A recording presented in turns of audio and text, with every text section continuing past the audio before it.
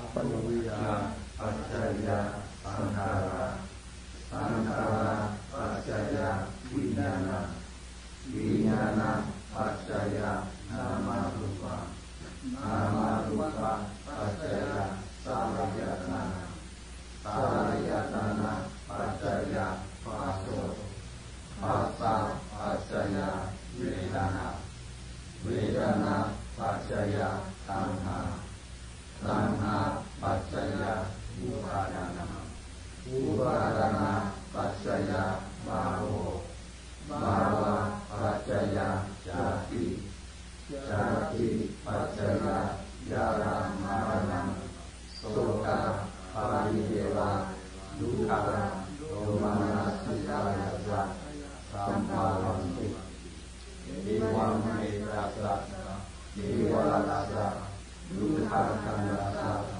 Samudayo Hoti.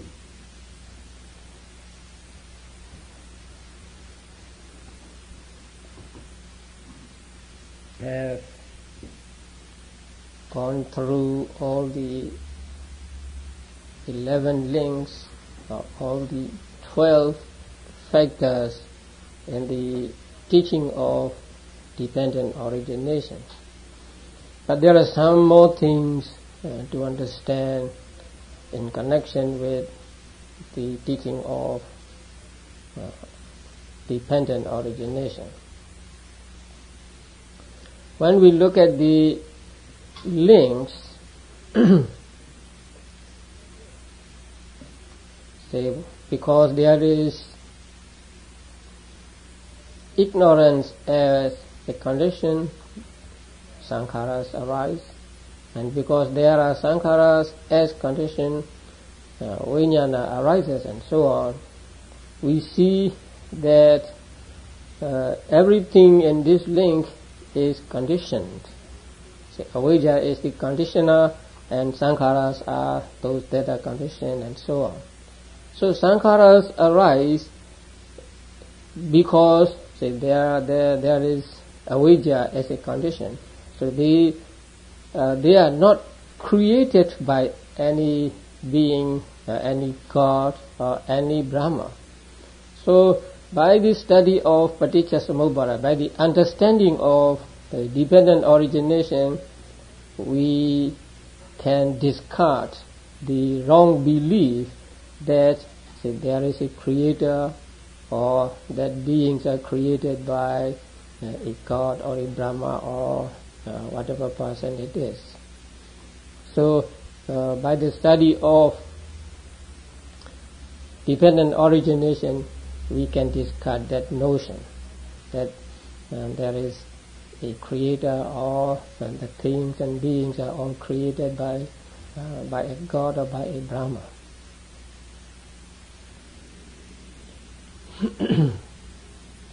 There was a belief during the time of the Buddha that whatever we experience,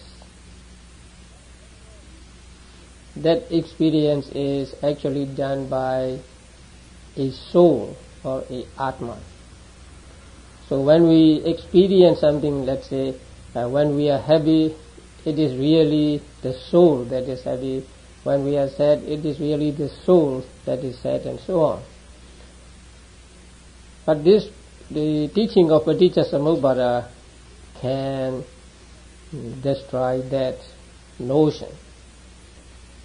Here we see just the dhammas, just the mental and physical, say, phenomena arising and disappearing, depending upon the conditions. And so there is nothing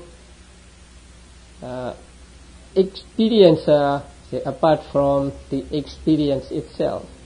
So there is no person who enjoys or who suffers the feeling apart from the feeling itself. So when we study the Paticcasamuppada, dependent arising, we can get rid of that notion that there is a a permanent entity which really experiences, which really enjoys or suffer when we enjoy and suffer. And the commentary teaches us that we must see emptiness in all the 12 factors. But here emptiness does not mean nothingness. Emptiness means devoid of something. So now avidya, ignorance. So ignorance is empty of lastingness. That means avidya does not last long. It lasts for only 3 moments, and after 3 moments it is gone, and so it does not last. That means avidya is void of permanency. And since avidya belongs to defilement, wrong, it defiles our minds, it torments our minds, and so it is not beautiful. So it is void of beauty. And then, since avidya is itself tormented by arising and disappearing, it is dukkha. So there is no sukha, no pleasure in avidya. So avidya is void of pleasure. And also this avidya is not soul, not a permanent entity, not substantial, and so avidya is void of soul, void of substance. So in these 4 ways, we should see emptiness or voidness in all these 12 factors.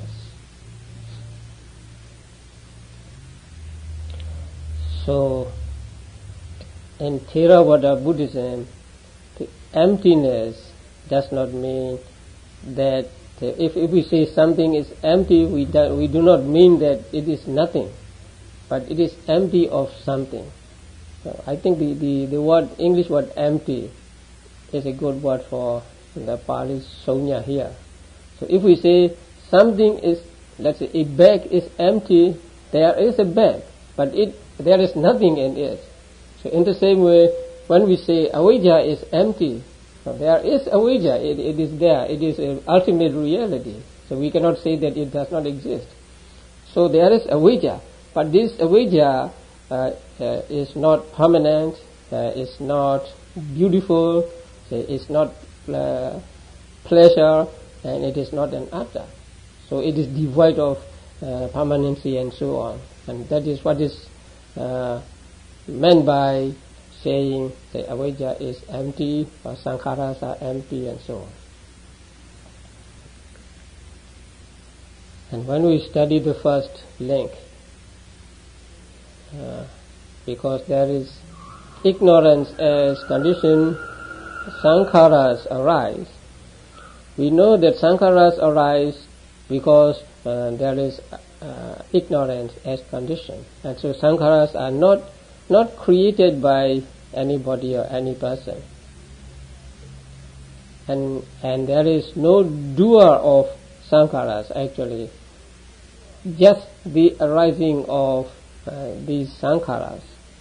So this link tells us that things happen because they have their conditions, and so they are not created by any person or anybody, and there is no doer of the karma here. The karma itself is what we call the doer of karma. Actually there is no doer of karma. So this we understand through this first link. And there was a belief that whatever you do is done by this atta or soul. Whether you do good or you do bad, actually you don't do it, but the Atta does it. Now that view is shattered by this link between ignorance and good or bad actions. Because good or bad actions arise simply due to the condition which is avijja. And so there is no soul or no atta which does the sankharas, or which does the good karma or bad karma. They just arise when there is ignorance as condition. And the second link between sankharas and vijnana. Vijnana is the relinking consciousness. This second link teaches us that there is no transmigration of the soul. Because there are sankharas, there are good or bad karmas as condition, there arises resultant consciousness. There arise what we call relinking consciousness. So nothing goes from, say, this life to next life. Just because there were sankharas as condition, there is here the relinking consciousness and also the resultant consciousness. So understanding of the second link can help us, say, to get rid of the view that there is transmigration of soul. Actually, there are two things here: transmigration and soul. Both are denied in Buddhism. Nothing transmigrates from one place to another. So every phenomena arises and disappears at that place. So no mind or no matter actually moves to another place. So there is no transmigration of anything at all, no changing place of anything at all, and that is one thing. And Buddhism denies soul. Soul means a permanent substance residing in the body or taking care of the body. So here, what arises in the next life is just the result of what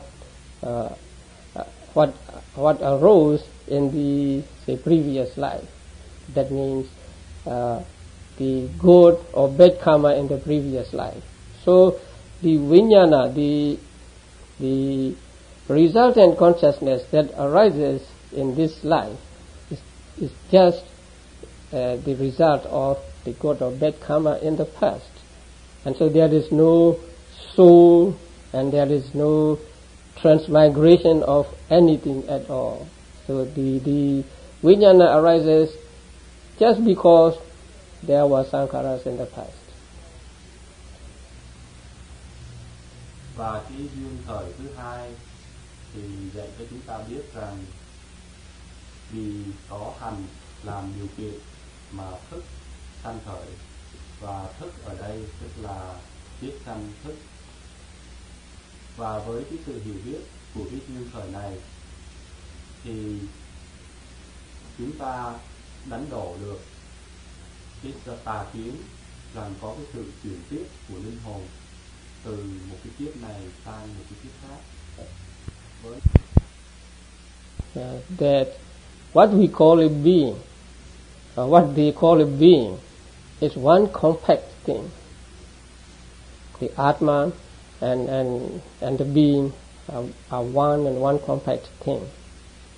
But now the third link between vijnana consciousness and nama and rupa teaches us that what they take to be one compact thing or one compact being is actually made up of different components, made up of vijnana, made up of nama here means cetasikas, so made up of mental factors and made up of material properties.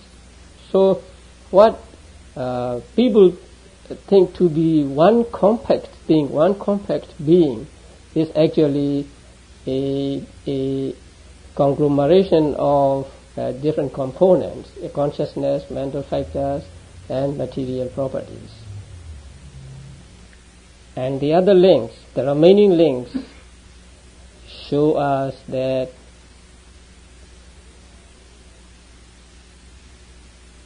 when we see, when we hear, when we smell, when we taste, when we touch, when we think, and when there is contact as phassa, and when there is feeling, craving, grasping, and bhava as karma, there is no permanent entity, no Atman that sees, that hears, and so on. It is just the seeing, hearing, and it is just these mental factors that are said to be, let's say, seeing, hearing, and so on. So there is no agent or no Atman that sees, that hears, that feels, that craves, that grasps, and so on. So these links from the fifth onward teach us that they arise because there are conditions for them to arise. And so when they arise, they just arise, and there is no agent or no atta, which sees, which hears, and so on. Okay, then there are other things to understand, and I think I told you about these things at the beginning of my talk, maybe during the second talk, or I don't know, third. The 3 periods, 12 factors, and so on. So we will do them again. So among them, we will begin with 12 factors. But you already know 12 factors. So what are the 12 factors? Those are the components of this, say, wheel of life, or this teaching of dependent origination. And so they are, in Pali, avijja, sankhara, vijnana, nama rupa, salayatana, phassa, vedana, tanha, upadana, bhava, jati, jaramarana, right? And I told you yesterday that soka and others are not considered as factors because they are not the inevitable consequences of jati. And the 3 periods, past, present, and future. Now factors 1 and 2, that means avijja and sankhara, belong to the past period, and the present from 3 to 10. So vijnana, nama rupa, salayatana, phassa, vedana, tanha, upadana, bhava. They belong to the present period. And jati and jaramarana, 11 and 12, belong to the future period. So this Paticcasamuppada covers 3 periods or 3 lives, not one life. the avijja and sankhara belong to the past life, vijnana and others belong to this present life, and jadi and jara-marana belong to the future life. Now past, present and future are relevant. If you take this as present, then that the life which is previous is the past, and the which is to come is future. But if you take the future, the life which is to come as present, then this life will become past, and the life that will follow the future will become future, and so on. But we must understand that the Paticcasamuppada,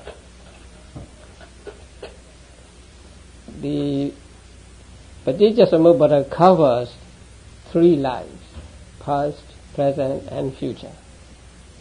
There are some people nowadays who say Paticcasamuppada covers only this present life, and they interpret in their own way.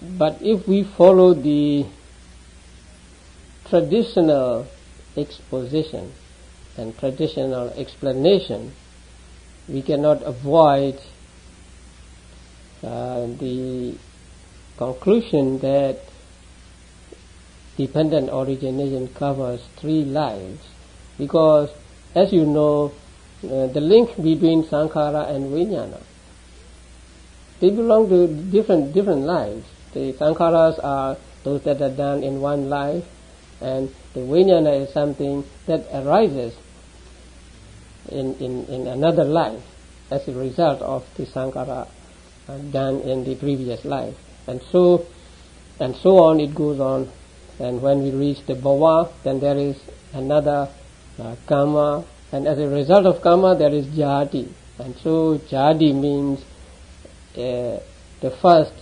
appearance of aggregates in a given life. So for following the traditional exposition and traditional explanation, then we can safely say that Paticcasamuppada covers not 1 life but 3 lives.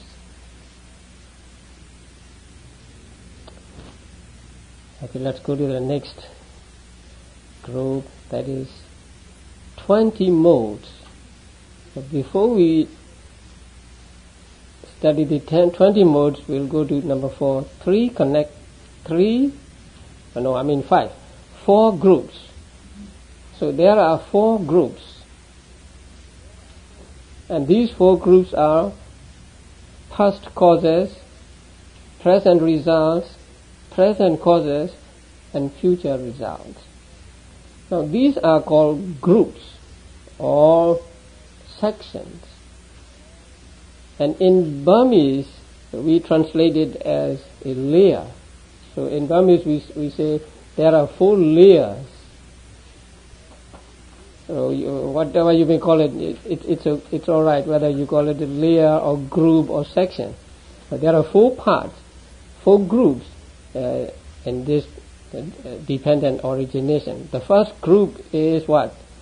A group of past causes. The second is the present results, and the third is present causes, and the fourth is future results.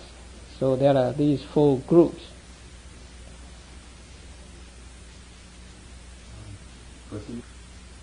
There are 5 factors in each of these groups. So altogether there are 20 factors comprising past causes, present results, present causes, and future results. And these 20 factors are called modes, number 3. So there are 20 modes because there are 5 factors in each of the 4 groups. Now the first one, the past causes. There are 5 past causes. And what are they? Number 1, 2, 8, 9, 10. Now, you can look at the other chart. Now there you see the past, ignorance and formation 1 and 2. But in the column on causes you have past causes 1, 2, 8, 9, 10. Now, when we take one,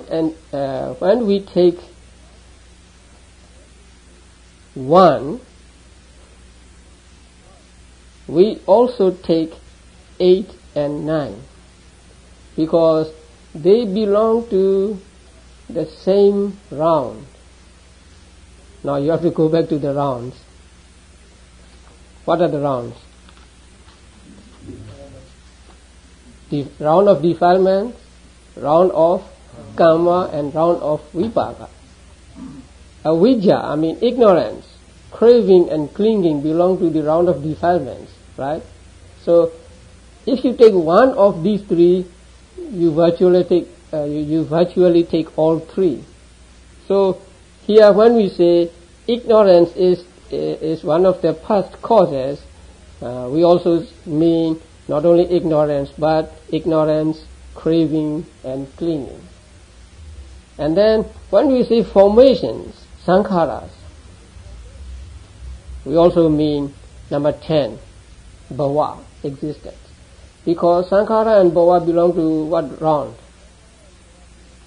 Look at this. Karma bhava. So if you take one out of two bhavas, you also take the other bhava. So when we say the ignorance and formation belong to past period, we mean not only ignorance and formation, but also 8, 9, and 10. That is craving, clinging, and existence. So that is why we say there are 5 causes in the past. But as it stands, there are only 2 causes in the past, as we see it in this chart, right? Only 2 causes here. But when you take 1, you also take 8 and 9, and when you take 2, you also take number 10. So there are 5 causes in the past. And the present results are straightforward. They are number 3, 4, 5, 6, 7. So vijnana, namarupa, salayatana, phassa, vedana. So these are the present results conditioned by the past 5 causes. And then there are present causes. So in the formula there are 3 present causes: tanha, upadana, and bhava. But when you take tanha and upadana, you also take avidya, because they belong to the same round. And when we take number 10, bhava, you also take number 2, sankhara, because they belong to the same round of karma. So although there are only 3 mentioned by name, we have to take 2 more, and so there are 5 present causes. They are craving, clinging, existence, ignorance, and formations. Then future results. Now, what are the factors that belong to future period?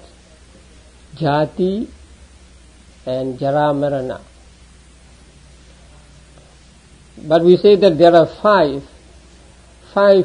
results of 5 future results of present causes. Now,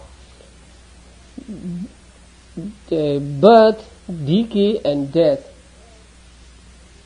are nothing but vijnana, namarupa, salayatana, phassa, and vedana.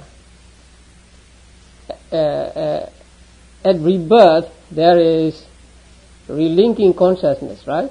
Vijnana. And then along with vijnana there are nama and rupa, and then there are 6 bases. And when there are 6 bases, there is contact, and when there is contact, there is feeling. So actually our life is made up of these five factors: vijnana, consciousness, mind and matter, 6 senses, contact, and feeling. So when we say birth, decay and death, or jati and jara marana, we mean just these 5 factors: vijnana, nama, rupa, salajana, cetana, phassa and vedana. Therefore we say there are 5 future results.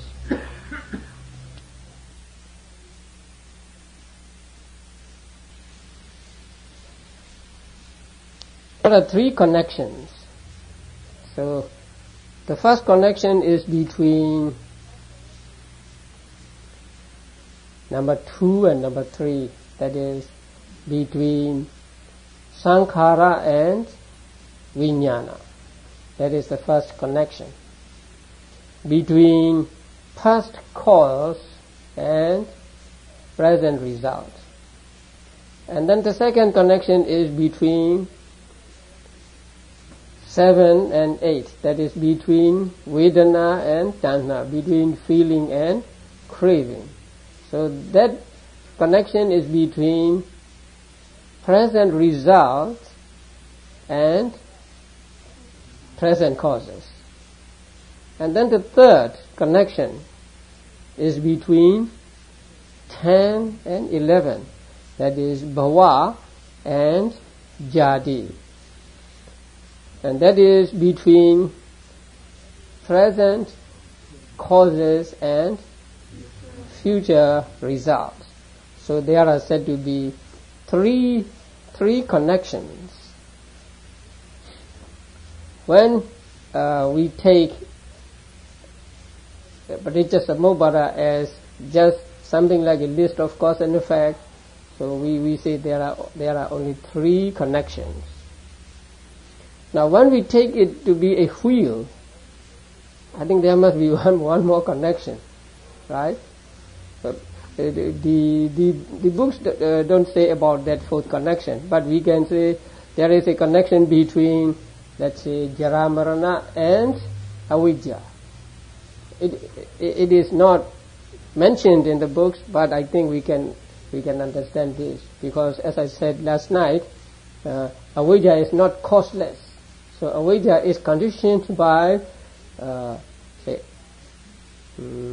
cankers, which results from actually jadi, which results from jadi.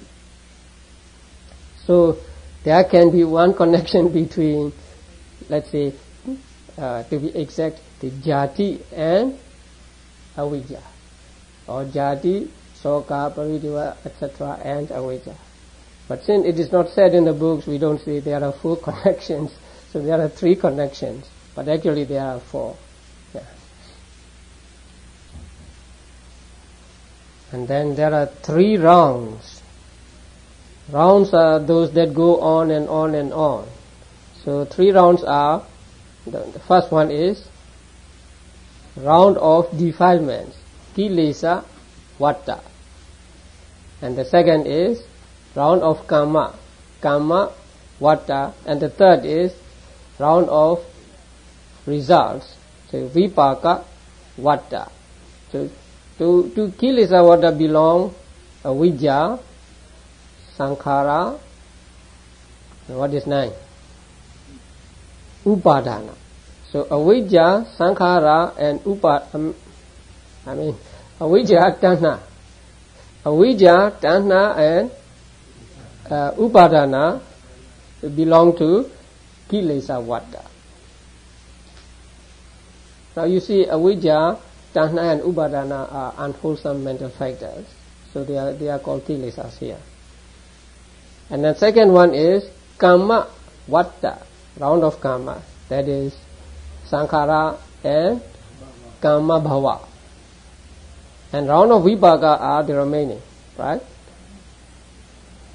Vijnana, Namarupa, Salayatana, Phassa, Vedana, and then Bhava, Upapati Bhava, and then Jati and Jara-marana. So they belong to the result, round of results.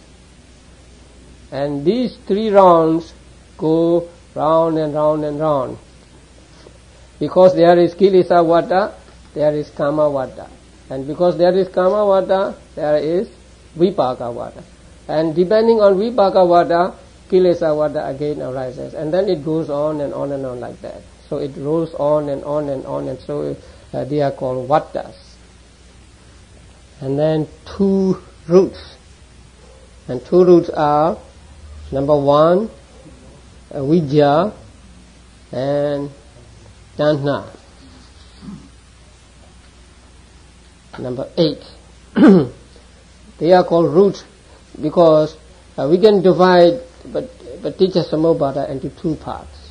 So the first one from avidya to vedana, and the second one from tanha to jara-marana. Now, avidya is the chief of the first part, and tanha is the chief of the second part. Actually, avidya and tanha always arise together. When tanha arises, there is also avidya. So they do not arise separately, they arise together. And avidya, with the help of tanha, perpetuates this round of existence. Now, we do not apply mindfulness, and so we do not see the true nature of objects. When we do not see the true nature of objects, we take it to be beautiful, we take it to be good, and then we are attached to it. So, it is like somebody blindfolds you and another person pushes you into the pit or something like that. So avidya blindfolds you. So because you are blindfolded by avidya, you do not see the true nature of things. Then attachment comes and pushes you into the pit. So you are attached to it and you cling to it. So there is this avidya and tanha going together. So they are called mula, the roots of the round of existence. When you cut the roots of a tree, the tree dies. So when you cut the ignorance and tanha, then this tree of round of rebirth also dies. It's no more. Now even with Vipassana, you are cutting these roots moment by moment or momentarily. When you are successful with Vipassana and when you reach enlightenment, then you will cut these two roots all together. And when these two roots are cut all together, there will be no more results of them. There will be no more dukkha arising. So there will be the cessation of this whole mess of dukkha when these two roots are cut off. So we'll begin with number 1, right? So this is number 1, the first factor, what? Avidya or ignorance, and the second one, sankhara or karma formations. And then the third factor is what? Vijnana, right? So vijnana is actually vipaka vijnana, so it's a resultant consciousness. And then number 4 is nama rupa, mind and matter. And then number 5, salayatana, 6 bases. Number 6, phassa, contact. And number 7, vedana, feeling. And number 8, tanha, craving. Number 9, upadana, clinging or grasping. And number 10, bhava, let's say becoming. Karma process and rebirth process. As you know, there are two bhavas. And then 11 is jati, birth. And the 12 is jara and marana, decay and death, or old age and death. So these are the 12 factors of dependent origination or the wheel of life. Now, these two belong to avijja and sankhara. These two belong to what period? First period. And these 5, 1, 2, 3, 4, 5, present. And 8, 9, 10, present, right? And 11, 12, future. Very good. Although there are only 2 causes in the past, we say there are 5, right? Because when you take 1, you also take 8 and 9. When you take 2, you also take 10. So the past causes are 1, 2, 8, 9, 10.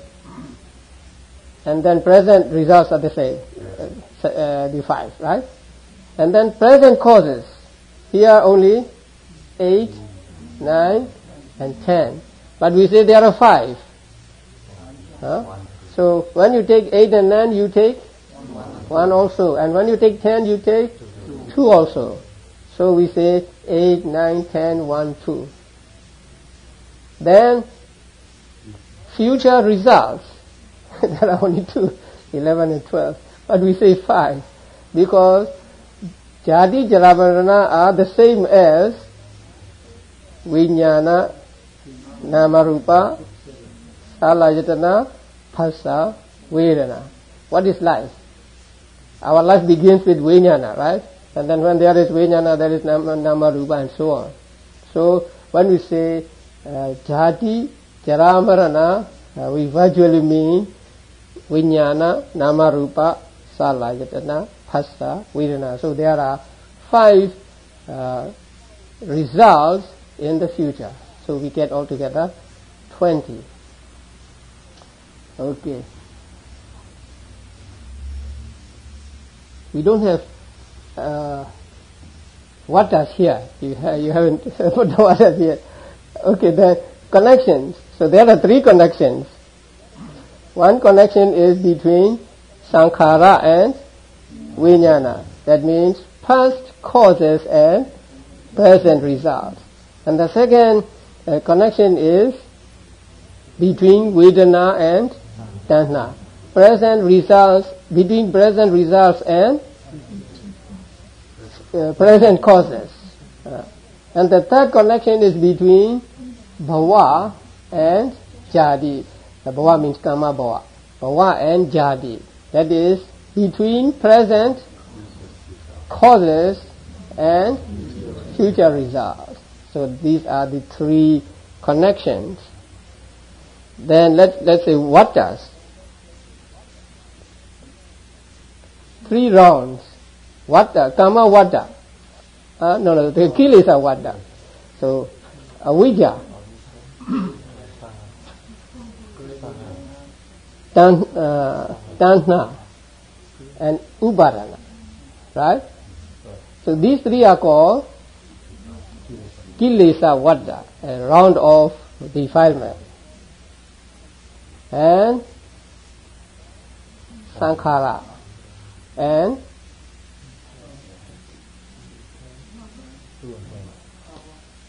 one part of 10, right? There are two parts, so 1 part of 10. So sankhara and 1 part of 10, that is karma bhava.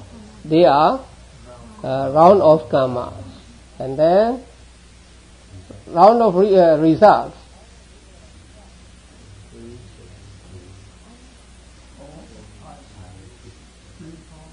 3, 4, 5, 6, 7, and then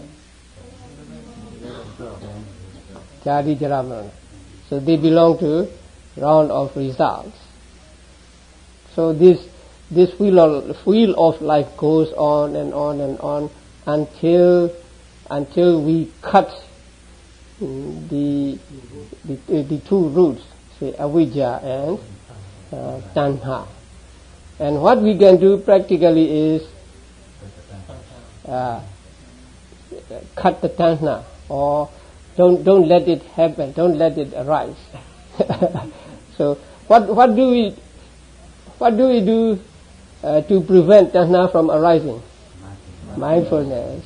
So mindfulness is the only way to prevent tanha from arising, right? The moment you lose mindfulness, tanha enters your mind. So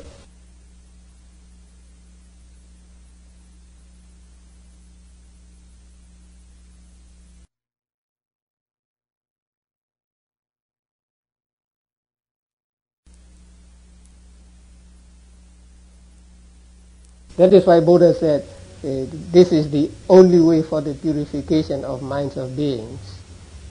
So this is the wheel of life, or dependent origination, or dependent arising, or whatever name you may call it with. So this is a teaching of Paticcasamuppada, and as you see, it is profound, and it is not easy to understand. Actually, it is very difficult to understand, and only those who have reached enlightenment, only those who are arahants and Buddhas, know everything about Paticcasamuppada. Other people may know according to their capabilities.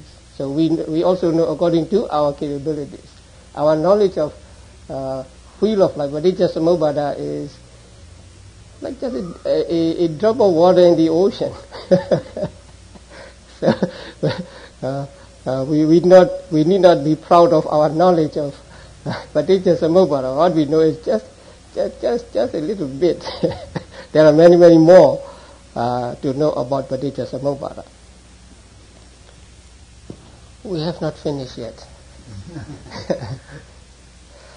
The commentary said that we must also understand the dependent origination with reference to 4 methods.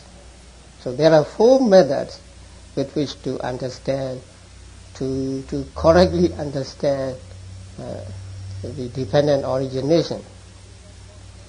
And they are not easy. Now the first one is called the method of identity. Now the method of identity means, say, now we have studied that avijja conditions sankhara, and sankhara conditions vijnana, and so on. So there is this continuity going on. Say avijja as a condition, and sankhara as that is conditioned, and sankhara as conditioned, vijnana as that is conditioned, and so on and so on. So when we go from one condition to another, there is something like continuity. That means they belong to the same continuity. Let's say they belong to the same person. Now, my avijja will be conditioned for my sankhara. So my avijja will not be conditioned for your sankhara. So they belong to the same continuity. So we must understand this, that they belong, these factors, although they are different, still they belong to the same continuity. Now when we understand it correctly, we can avoid falling into the annihilation view that beings disappear after death, disappear altogether after death. Because we accept this continuity, they are connected as cause and effect. Although they are different, they are connected as cause and effect. So there is something like a thread, say, going through them. So when we see this, when we understand this, we can avoid falling into the view that after death beings are no more. That is called annihilation view. And if we understand it wrongly, if we understand this method wrongly, then we fall into another wrong view, taking things to be permanent. Because we may take that it is avijja that becomes sankhara, and it is avijja that becomes vijnana, and so on.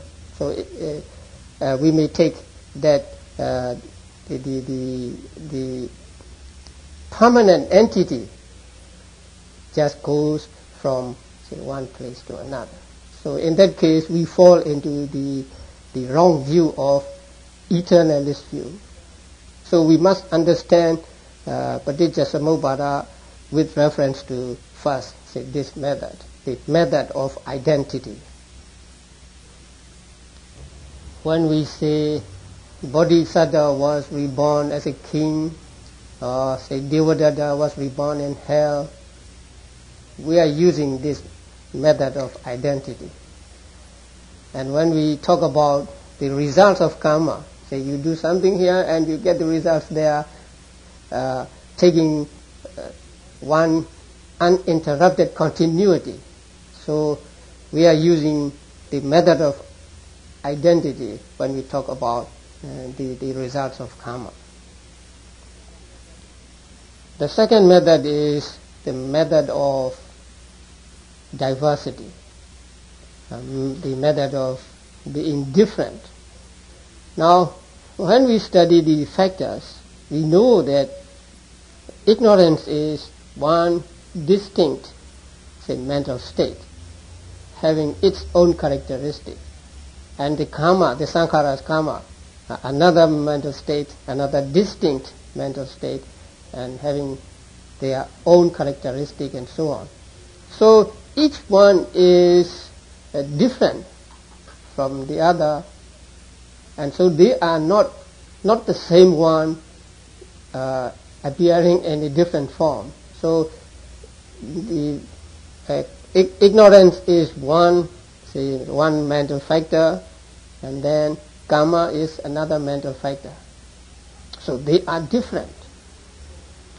When we see that although they belong to the same continuity, actually these components are each different from the other. They are not the same ones. So when we see this difference or distinctness of the factors, we can avoid falling into the wrong view of eternity. Because there is a new phenomenon, say, every moment.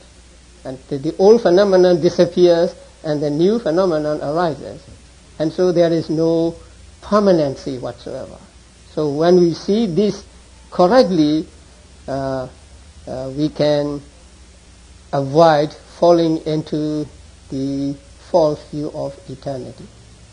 But when we understand it incorrectly, we fall into the view of annihilation. Because if we take each one to be really separate and has nothing to do with the other factors, then we mean this factor arises and then disappears here and there is no other connection. So in this case we fall into the annihilation view, which states that beings or whatever disappear altogether at death. So it's like very, very, very difficult, say, path. Say, we have to be very careful not to fall into one wrong view or another. So we have to be in the middle. So this is the method of diversity. So they are different, and they are different dhammas and different mental factors, but they belong to the same continuity. So although they belong to the same continuity, each one is different from the other. The third method is called method of uninterest. Now, ignorance has no interestedness or no concern that I must make sankharas arise, and sankharas have no interest that we must make vijnana arise, and so on. So they have no interest in producing their results. They have no concern in producing their results, but they just arise, and as a result of them, as a result of their being a condition, the result just arises. So the ignorance does not make any effort to produce sankhara, karma formations, and karma formations do not make any effort to produce vijnana, but they are produced just naturally. So that is called law of uninterest. That means avijja has no interest in making sankharas arise, and so on. So when you understand this correctly, you can discard the view that there is a doer. Nobody makes avijja to arise, nobody makes sankharas to arise, but they arise by their own nature. So if you see this law of, a method of uninterest, then you are able to discard the wrong view that there is a doer, there is a creator or something like that. But if you understand it wrongly, things just happen, say avijjas just arise and sankharas just arise, they have no connection whatsoever. So when you take this, you will fall into the view that whatever you do does not amount to becoming a karma. Even though you do bad karma, it is not bad karma. Even though you do good karma, it is not good karma. It is just you are doing. So you fall into that wrong view that there is no kusala karma or akusala karma. Even though you kill an animal, it is no akusala. Even though you do some meritorious deed, it is not merit at all. Something like that. When you wrongly understand this method, you do not see the connection as cause and effect between two factors. See, in the case of avijja and sankhara, you do not see avijja as a cause of sankhara, and you do not see sankhara as a cause of vijnana. So if you do not see sankhara as a cause of vijnana, then when it means vijnana arises by itself, and so the sankharas have no efficacy to produce results. That means sankharas are no karmas. So that is why when you understand it wrongly, you fall into the view that even though you do something good or something bad, it doesn't amount to, say, good karma or bad karma. The fourth method is translated as method of ineluctable regularity. It's a very difficult word. Let's say it's a method of inevitable regularity. That means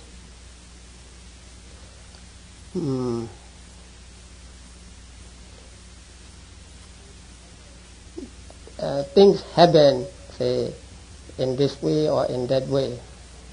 Now, the explanation given in the commentary is that the production of only formations, respectively, and no others, with ignorance as the respective reasons, is called the method of inevitable regularity. So it's very difficult to understand. That means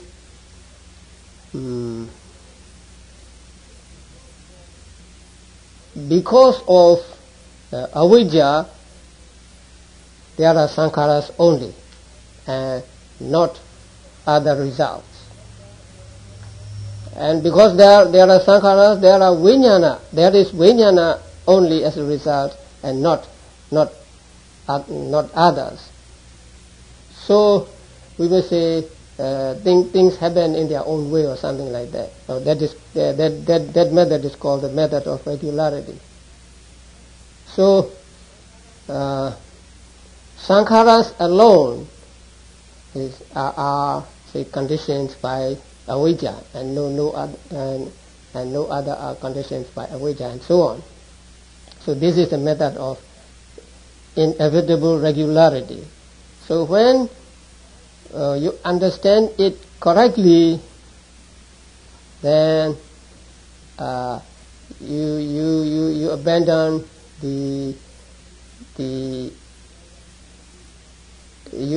the view that there is no cause. There is no cause for something to arise.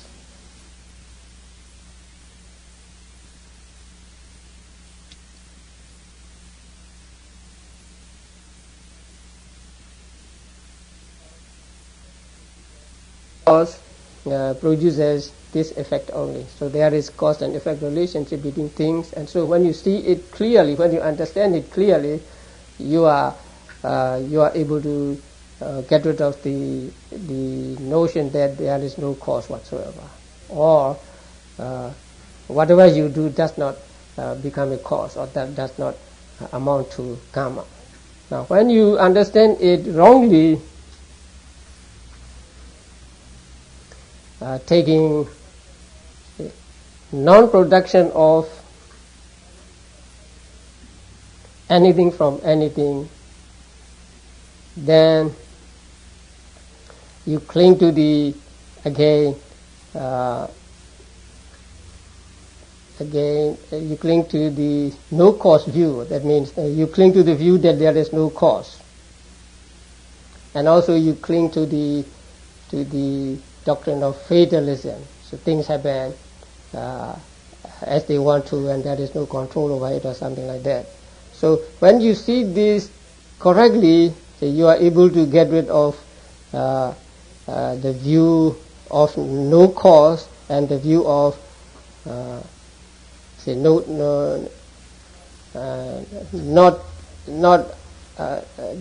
actions not amounting to karma. And if you understand it incorrectly, you again fall into the view of no cause, and also into the doctrine of fatalism.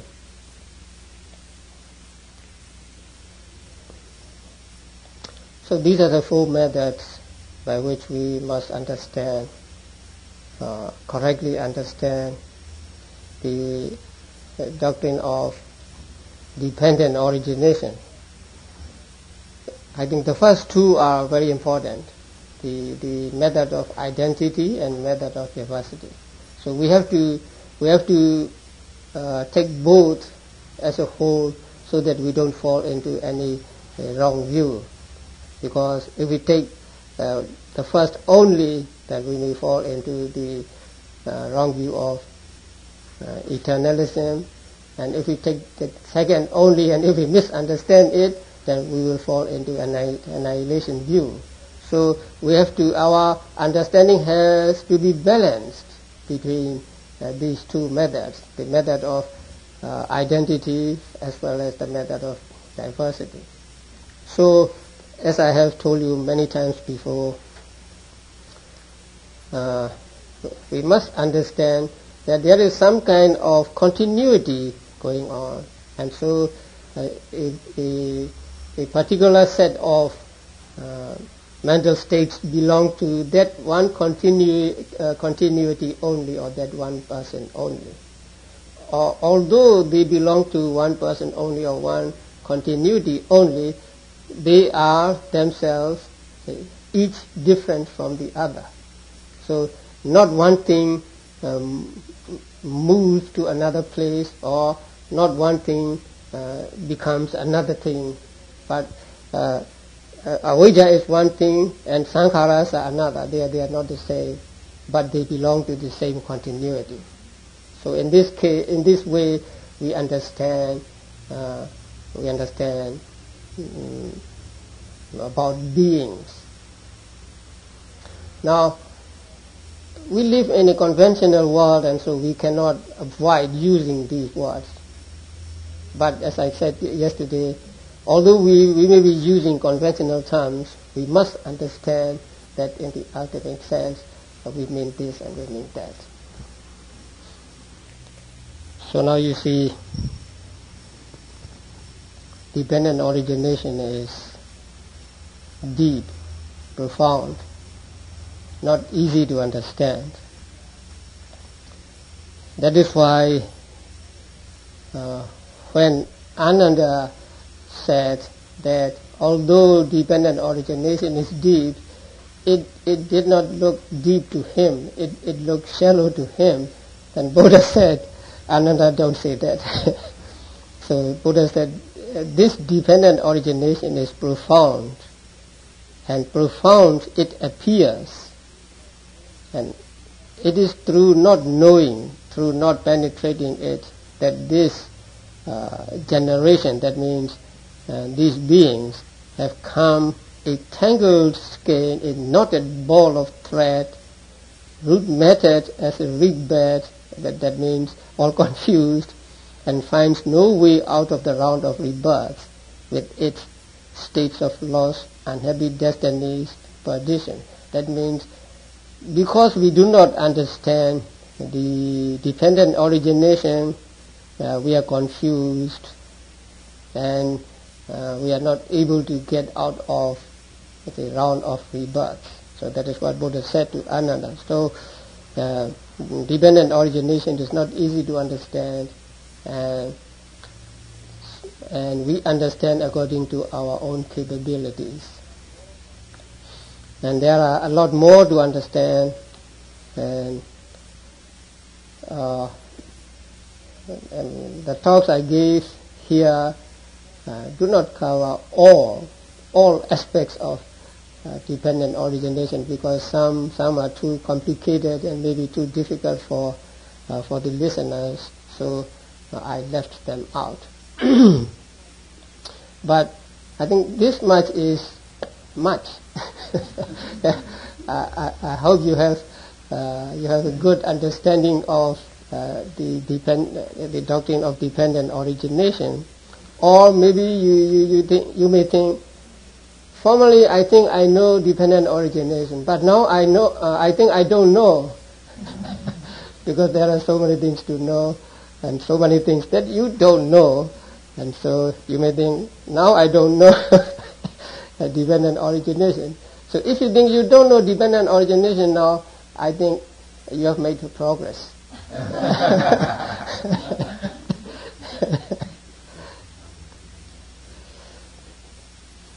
Do we need to know this much or more to practice meditation?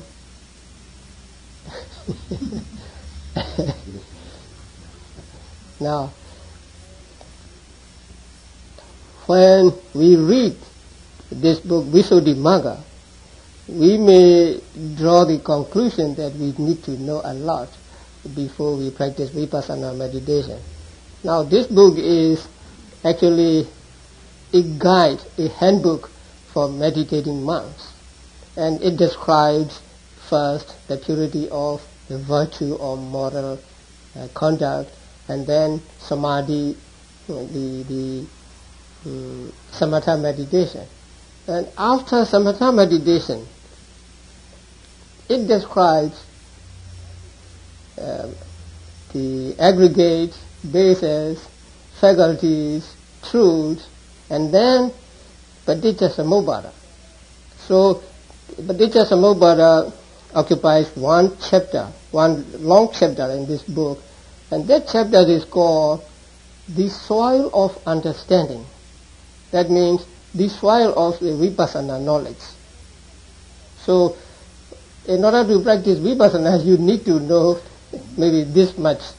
You need to have this much knowledge about aggregates, bases, faculties, truths, and Paticcasamuppada.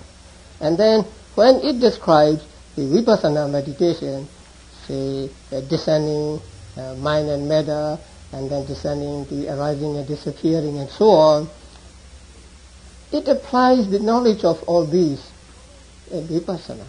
So following this book, we may draw the conclusion that we must understand much of Abhidhamma and dependent origination before we practice Vipassana meditation. There are some teachers even in our country who insist that you must study Paticcasamuppada before you practice meditation. So you have to spend some time before you practice meditation. So what do you think about that? Can you give me any story which shows that you don't need to have so much knowledge about the teachings of the Buddha to practice meditation and to become enlightened? Can you give me any story?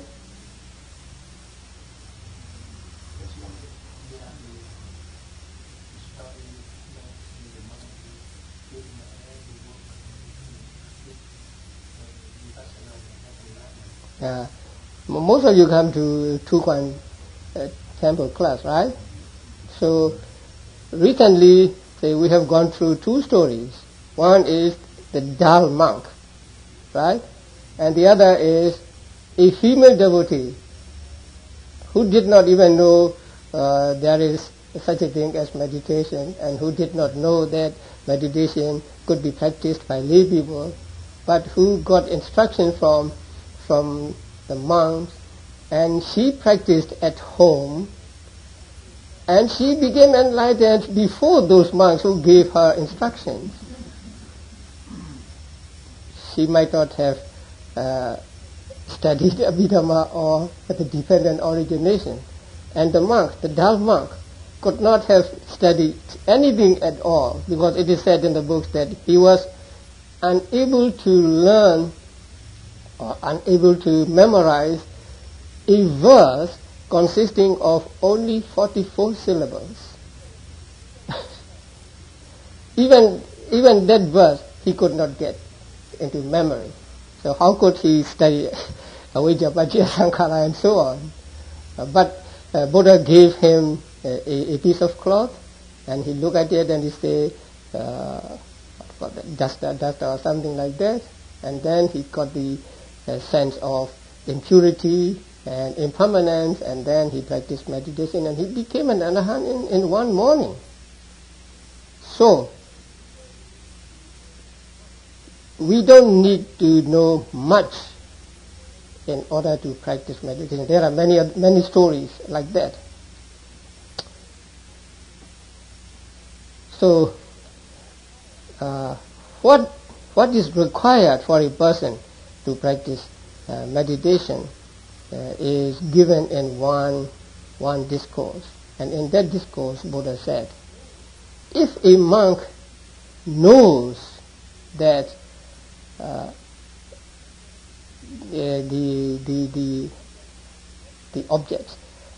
objects are not to be clung to, not to be attached to, if he just heard that they are impermanent, they are suffering, and they are soulless, and they are not to be attached to or not to be clung to, then that is enough for him to practice meditation and get results.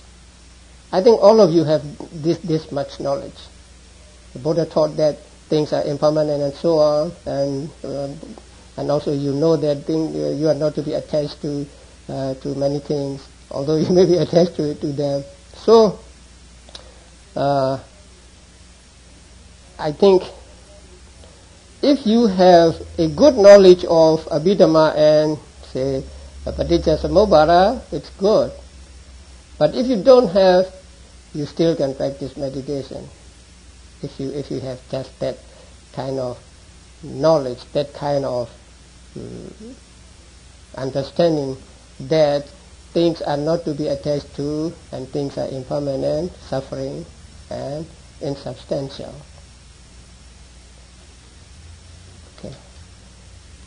Okay, now let us pay respect to the Buddha, who discovered the dependent origination and who taught the dependent origination all through his life as a Buddha.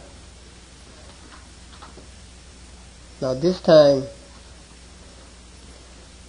I want you to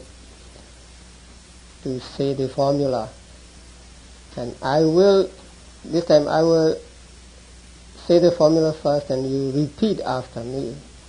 So please do it loudly so that Paccaya Sankhara, Sankhara Paccaya Vijñānam, Sankhara Paccaya Vijñānam, Vijñāna Paccaya Nama Rupam, Vijñāna Paccaya Nama Rupam, Nama Rupa Paccaya Salayatanam, Nama Rupa Paccaya Salayatanam, Salayatana Paccaya Phasso, Salayatana Paccaya Phasso, Phassa Paccaya Vedana, Phassa Paccaya Vedana, Vedana Paccaya Tanha, Vedana Paccaya Tanha, Tanha Paccaya Upadanam, Tanha Paccaya Upadana, Upadana Paccaya Bhava, Upadana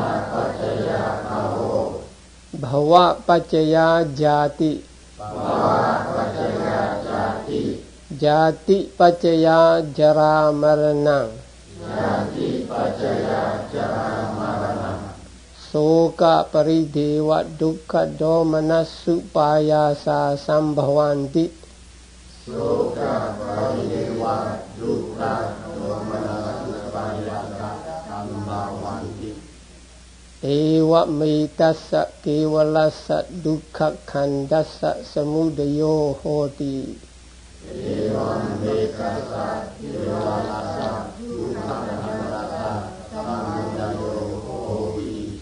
Sa